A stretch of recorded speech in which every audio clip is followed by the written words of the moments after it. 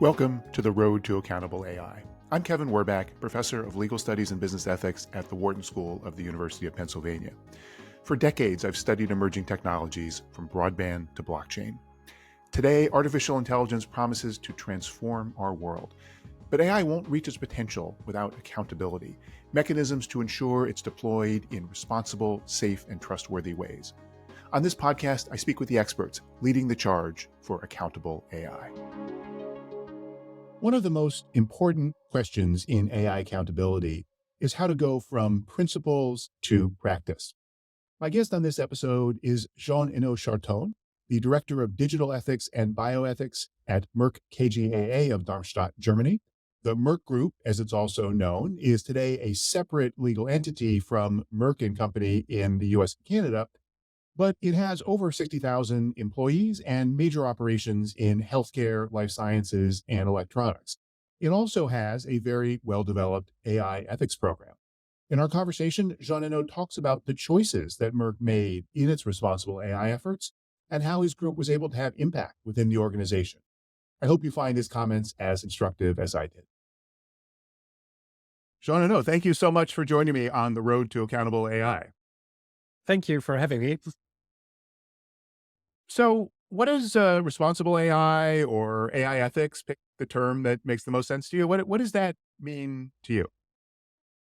So AI ethics, or for us, it's also how we call it, digital ethics under data ethics, and AI ethics for me is the responsible handling of algorithms and AI. So how can we responsibly use and deploy this technology in the world so that key ethical principles are safeguarded, so that we create trust within our solutions, that maybe trust from partners, trust from even our own employees, trust from customers, that we offer solutions that they trust us to buy solutions or work with us. That's the whole idea behind this. And to do this, actually, even besides regulation or an absence of regulation or develop regulation, we want to do the right thing. And how do we do this? By behaving ethically in our AI solutions. That's the not so short answer to responsible AI. Before you had a digital ethics program, as I understand, you had a bioethics advisory panel. How did that earlier work inform what you're doing on digital ethics and AI?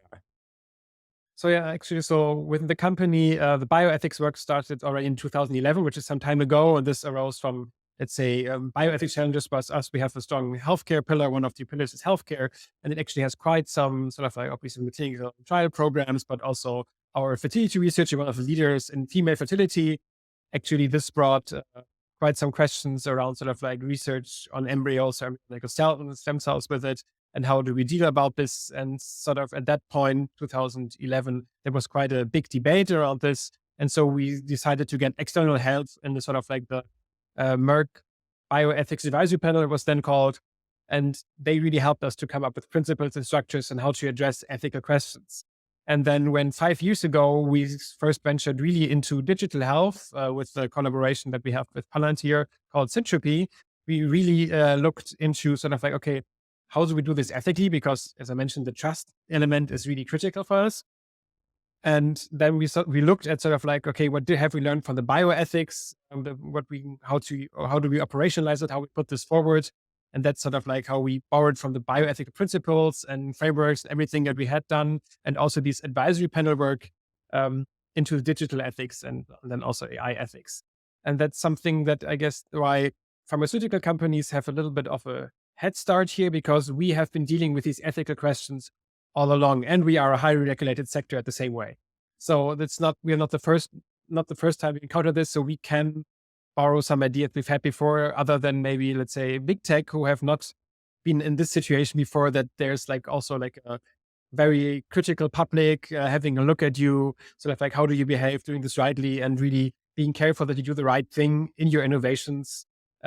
Also because you're under a very strong public eye. What's different about AI ethics from bioethics? Why not take the existing advisory board that you had and just extend it into this area? Yeah, so that's, we realized we need a very specific expertise. Actually, we went with our first digital ethics questions to this existing advisory panel and said, okay, can you advise us how to do this? And they said, yes, we can give you a few hints, but this is out of our realm. This is not something we can help you with. We can give you some basic principles, but first of all, you actually, for yourself, you need to set yourself, let's say, ethical standards or ethical principles that then you can derive your tools from, because we always come from the bio and medical side, and we have no experience at all in the digital sphere. I mean, we have some that have sort of like big data, medical big data experience, but the skill set is very different. And that's also why our digital ethics advisory panel is, other than the bioethics one, is consisted also out of industry experts. So they're all external, but they're, let's say, a mixture of academic and industry experts, while the bioethics purely academic, because there's hardly enough, let's say, academic insight right now into all the AI, and the innovation is happening within the companies. So it's very difficult to get the right expertise there. So we read more on this, and then yes, it's at also, for example, our legal experts, they really come now from the FDA, regulatory medical devices, AI side, to really help us with this. And also the factor of fairness became much more important in this regard. So we have an anthropologist actually from Johns Hopkins, Kadisha Ferryman, joining, because he has a special eye on, neglected populations, and sort of like, how do we really take care that there's not a bias in our systems, and how can we take care that these people are rightfully addressed also. So that's sort of some of the points. And then also the principles are not the same. I mean, they're similar, but then there's different emphasis. And also one thing is that bioethicists are not too keen on going to principle frameworks and these kind of this, and the digital ethicists are much more open to this, because they see at a large scale, how can we do this? Because within bioethics, it's usually a few larger topics that we discuss. And within digital ethics, it's a huge amount of topics that we go into on a regular basis. I mean, we have more than 1,000 analytics use cases, for example, in one unit alone.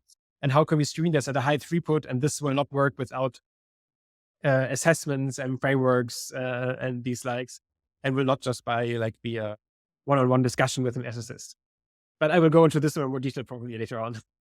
Yeah, absolutely. No, it's really interesting. How do you find people who have the right kind of expertise? It probably was easier when you were doing it, getting started a few years ago, than now, where every company now feels like they need to bring in people that have AI ethics expertise. But Yeah. how do you find people that have the right expertise, but also are a good enough fit for your organization? Yeah, so I mean, sort of like we had started a little bit, because we went through obviously our existing panel where we have, do you know somebody and something is happening? But then 5 years ago, this was a little bit more exotic. Nowadays, it's also more difficult, because everybody is all of a sudden an AI ethics expert. So it's really difficult to find this. So what we try to go through this, despite going through our let's say our esteemed experts that we already have, we go through our business that often has already the context to sort of like the right people in our digital unit, EMD Digital, that is located in Cambridge, Massachusetts. There's really they have really good context already, let's say, to the academic sphere due to this innovation part. And so we got somebody along as John Halamka, who works for Mayo Clinic, but was like a CIO in Harvard for many years, to give us insights. And then from there, we went bit by bit forward looking. Also, what kind of expertise do we need? So we scanned a little bit the academic sphere, looking into, what kind of academics do we need? Is there already something? And what kind of expertise do they have? Have they published in this field? This is obviously very important, that we go by publications and see, are the speakers, what's their background? And then usually we invite them for a few test sessions and see, does that work for panel meetings? And through them, we then get exposed to other experts again, also to more industry experts. So it's a bit growing exercise. I think we started with 3 experts, and then one changed, then we were at 2, and then by now I think we're 7 experts. And what's important to see, that we also have a linker between these 2 panels. So there's one bioethicist, Jeremy Sugarman. He's also from Johns Hopkins. He's a bioethics professor. He has done some work for the Obama administration. So he's very well renowned in the US. And he's, let's say, a generalist in bioethics. And he's also sitting on the digital ethics panel. So there's a link between them, and they can also learn from each other, also share best practices. You talked about the distinction between bioethics and digital ethics, although as you mentioned, there are some connections.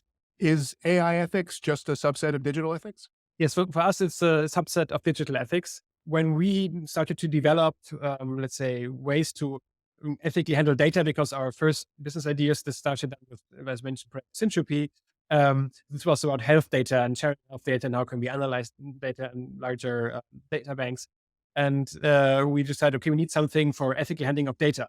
This was 2018. Then AI ethics had popped up, but it was not really present. And we said from the beginning, okay, we want to do something that encompasses AI ethics and data ethics at the same time, because for AI, you will always need good sets of data, and since data need to handle the data the right way for all the training, especially now for generative AI.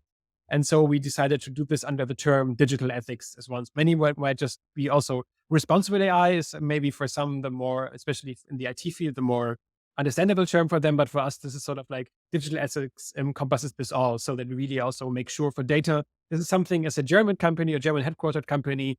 This is also something where there's a high, at least within the country, there's a high view on how do we handle data, or within the EU in general, the GDPR, you have heard about this probably. So that's why also we said, okay, we also need a strong footprint on data ethics. And so we encompass this as two together. Other than the heightened sensitivity and the regulation, as you mentioned, what's different about thinking through these issues in a healthcare and life sciences company?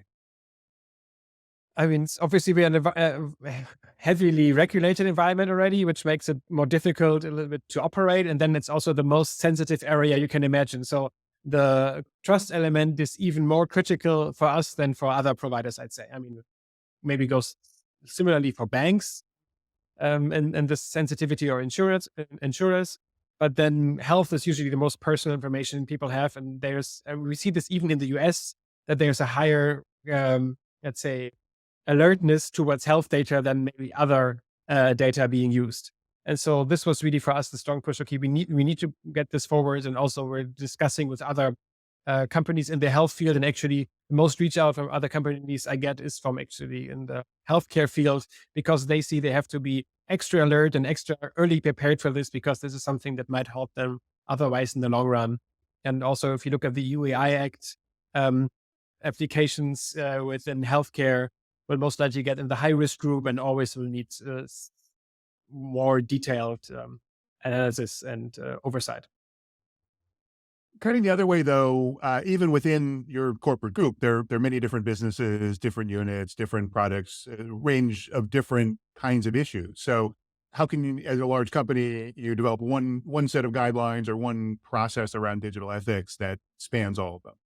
And so, I mean, I lead a small team of experts. I mean, we report directly to the board of directors, and we have we're sort of like owning the topic over all our businesses. So the healthcare, the life science, and our electronics business, and also our what we call the, enabling functions. So all our, let's say, finance and HR for everything. So, and we actually take care of questions for all of them.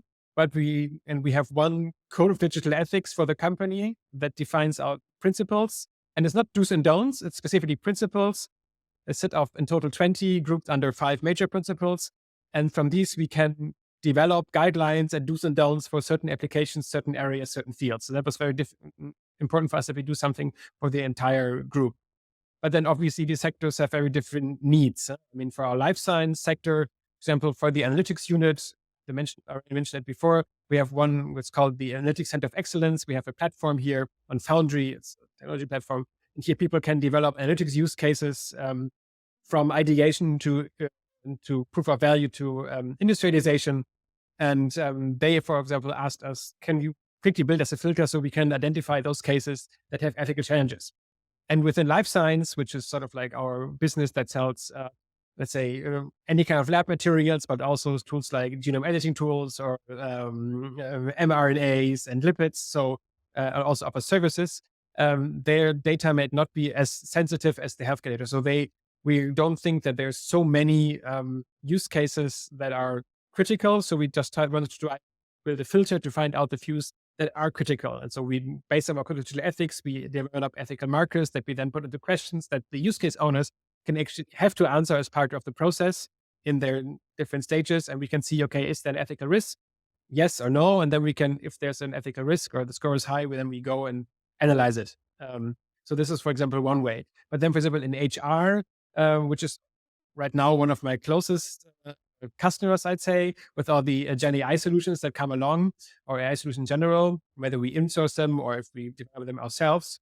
Yeah, and these are not so many, but then they all have very individual needs. So we're currently developing a different framework, a little bit based on what we've done before, but much more concrete for HR, which comes with certain questions. I mean, and then we also developed something similar again for healthcare, really tailored to them. So that's really, yeah, the code is applicable for all, but then it's like, yeah, how do we market our different customers? So that's, I'm really running a small consultancy here rather than yeah, doing a one size fits all solution or doing a do and don't for everything in one document.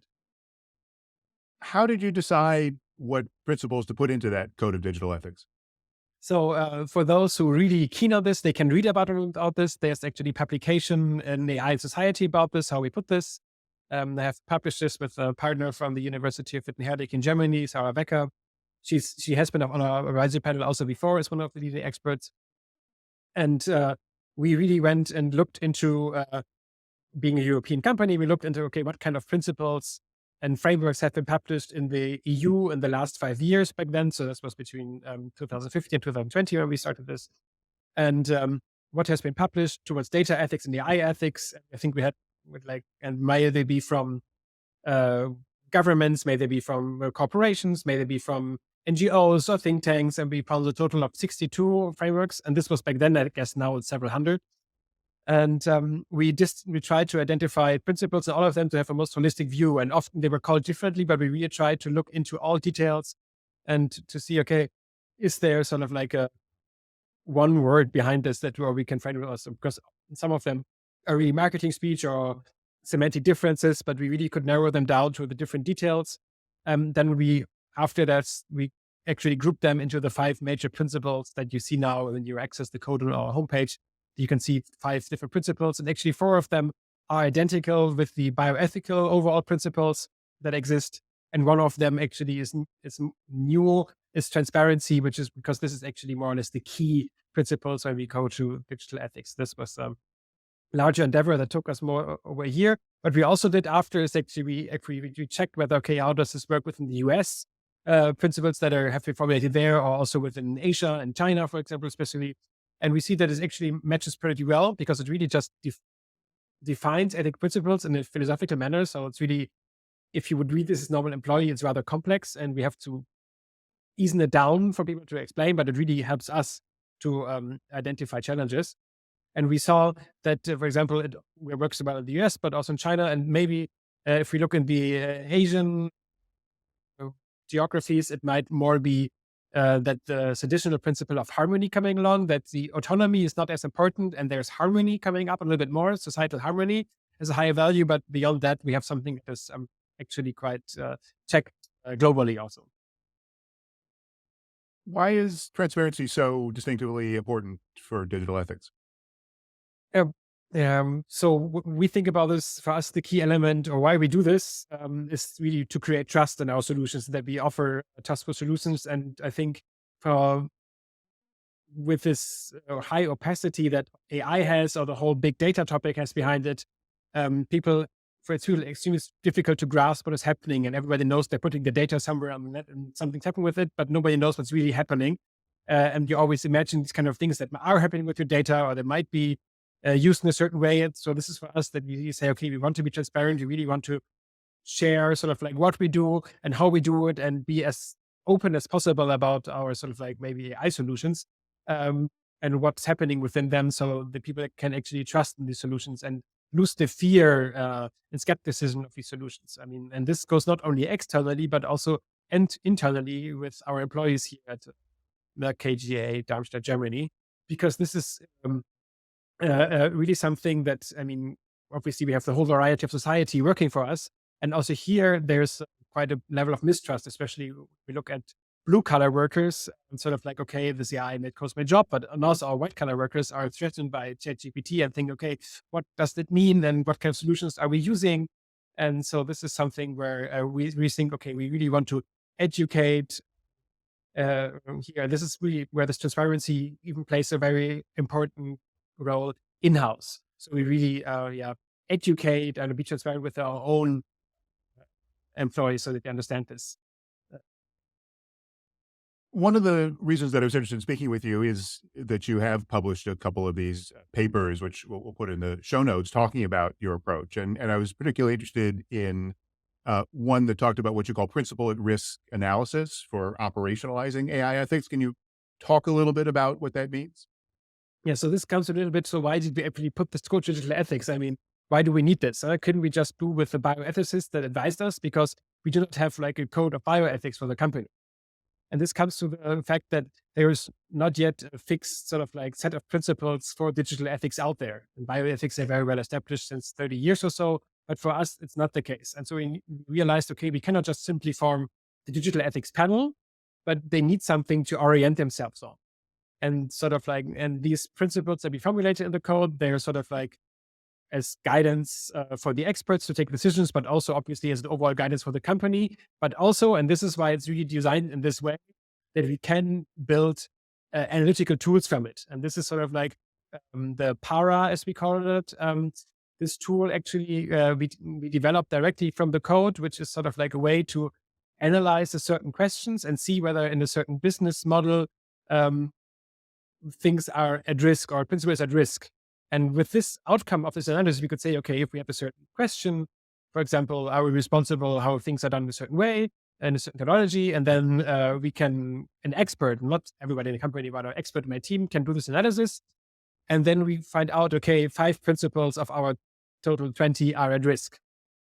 And then this for us is the discussion basis then with the panel. I mean, that might not be a complete identification of all ethical risks, but it's really a good head start because often at the beginning of a discussion around an ethical technology or ethical challenges, it's all over the place and you need to structure it well. And so this really helps us to go sort of like in the risks on certain principles and how can we address them bit by bit. And so this is like also like a bit of a loop. So a question comes to us from the business. We sort of, if it's a complex question, we run this through this analysis. The report then goes to the panel and then they can prepare themselves. And then we sit down with the panel and discuss all of these risks and how can we mitigate these risks, what has to be put in place. And then sort of like this goes back to the business as a recommendation. And then we see like a loop of reporting several times to see, okay, is actually a solution that's working.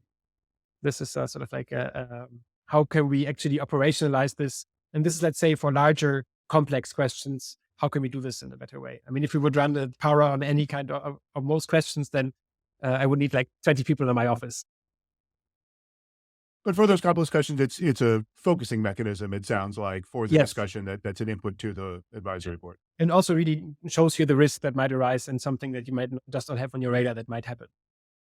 And then the output, as I understand it, of the advisory board, as you said, is a recommendation. What happens if the business says, we don't agree, or the business benefit of this is too great, we're going forward anyway? So this is always the problem. So there's 2 different approaches to how do you digital ethics. I mean, there's the way of ethics-based auditing, which is more through compliance. So there has been a paper of Jacob Mukanda on this with AstraZeneca. I think this has been done. They showed like this value of sort of you audit every project. And sort of like in our company, we run it a bit different. This is also experience with bioethics. We are sort of awareness based. So we do trainings and people know that they exist, that we exist, that they can address us. And so we are sort of like, people are not forced to ask us, but sort of like they come to us for questions. And throughout the years or with bioethics, we have built up a very good reputation. So people come to us because they need the help and they see this is actually helpful for their business.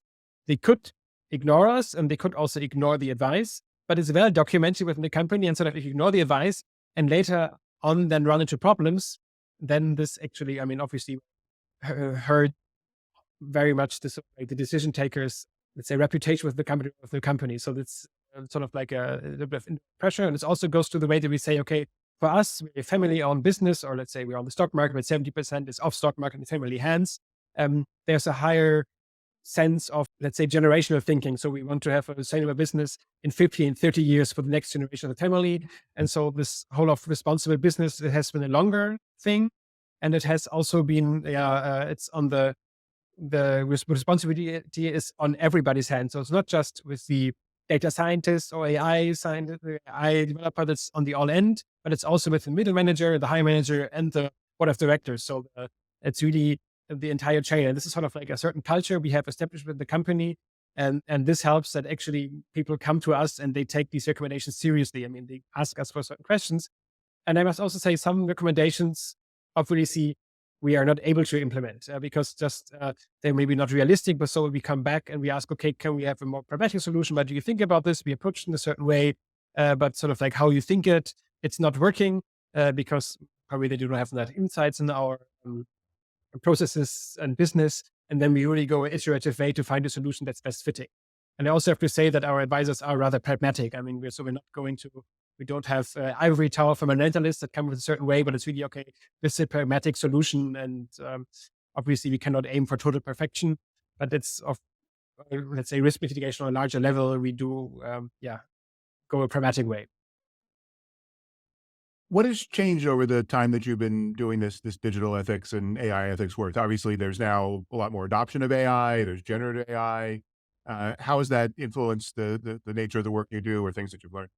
Yes, so actually, so 5 years ago, with 5 years ago, I took over the team of digital ethics or bioethics. Actually, I built this up before. This was the side job of the chief medical officer, and I said, okay, we need somebody skilled for this. And I saw this sort of like coming up.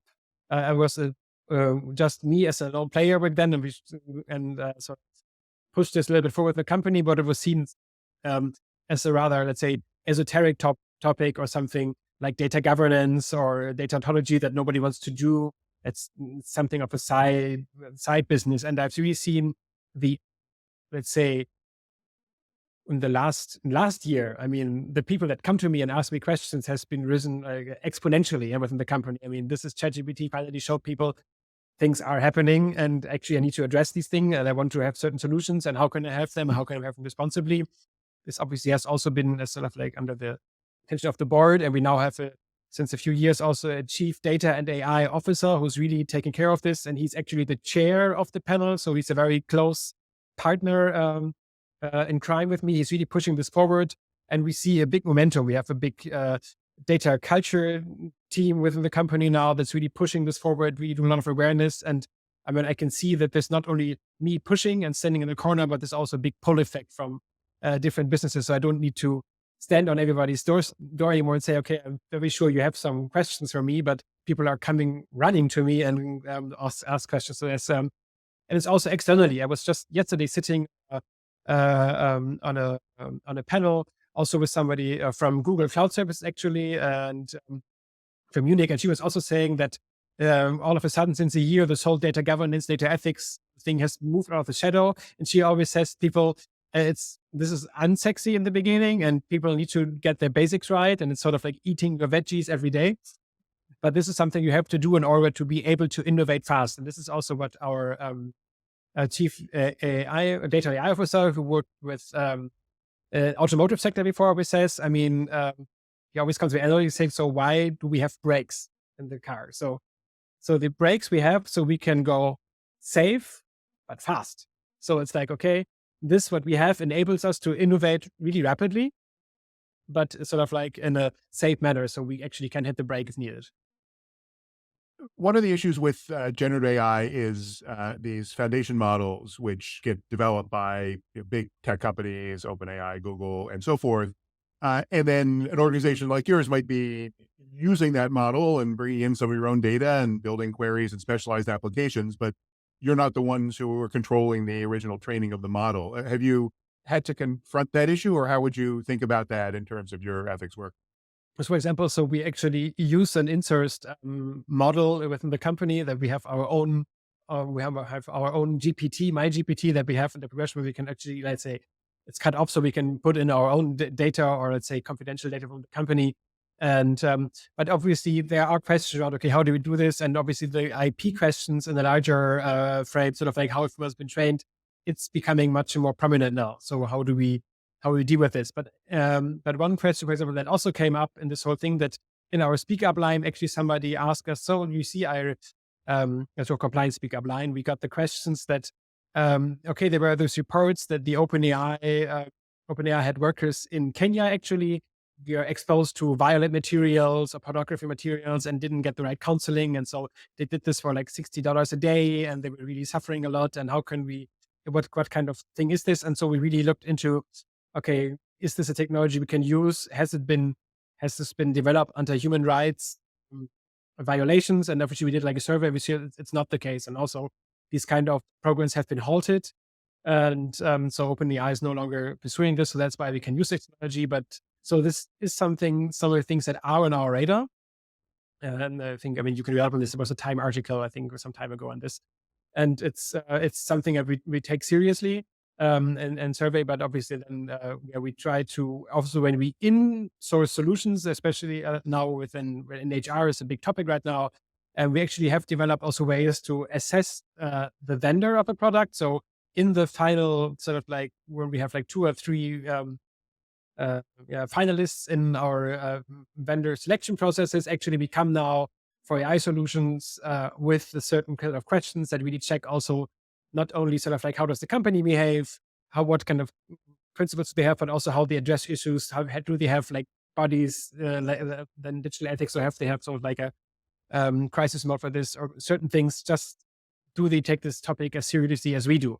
So that's also a big thing, because most AI solutions, I believe, we will insource. I mean, we will use the few skilled people on this behalf, maybe like 200 or so, to develop solutions for research, clinical research, prediction tools, and these kind of things. We're not going to use our in-house experts to develop HR tools. Obviously, these will mostly insource and maybe adapt. And here we really need to find a good way of sort of like, okay, how can we ensure that this aligns with our principles and general vision for AI? You mentioned earlier on the European AI Act, European Union AI Act. As a company that was doing this digital and AI ethics work for a long time before that regulation was adopted, how do you anticipate that influencing and impacting your work? So this was also a case where our work was suddenly highlighted and was seen as very valuable. A few weeks ago, a consultancy highlighted sort of like the sort of did a survey of sort of like EU AI Act readiness within the company, and we saw that we have very strong foundation thanks to all the work that my team has been doing in the last 5 years. So that's a good head start. I mean, it's also good for us to see, okay, we're doing something this, because the whole thing here was, as I said, how do we behave rightly in the absence of regulation? So we had this sort of like future regulation probably upcoming already a little bit in mind when we design certain things. The influence on us is not going to be that strong. I think it's a little bit more about building sort of like one of the things that we need for now is to identify high risk cases and really document them in the right database and sort of look at this. So this is going to be a little bit of more building a broader AI governance that we do not have in that strict way right away, because right now it's more decentralized. So to really enable innovation.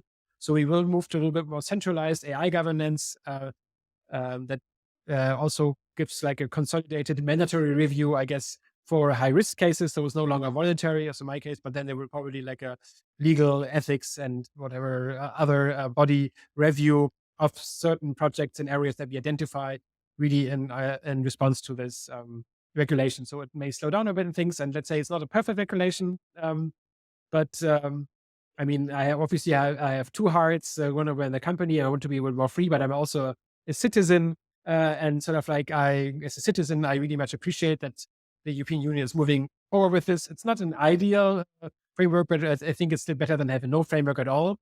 And you will see how this plays out. But I think it's also going to be a little bit of a role similar to the GDPR, which we have pushed forward, which is lived very differently in different European countries. So in Estonia, it's lived very differently and much more openly than in Germany.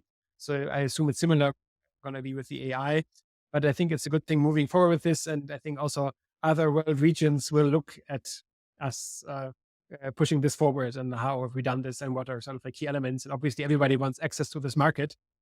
So let's see how this plays out. But yeah, and also how the documentation requirements in the end really are. For us as a larger company, obviously it's easier than maybe for like a 100 people player. Jean-Enno, thank you for a really enlightening and instructive conversation.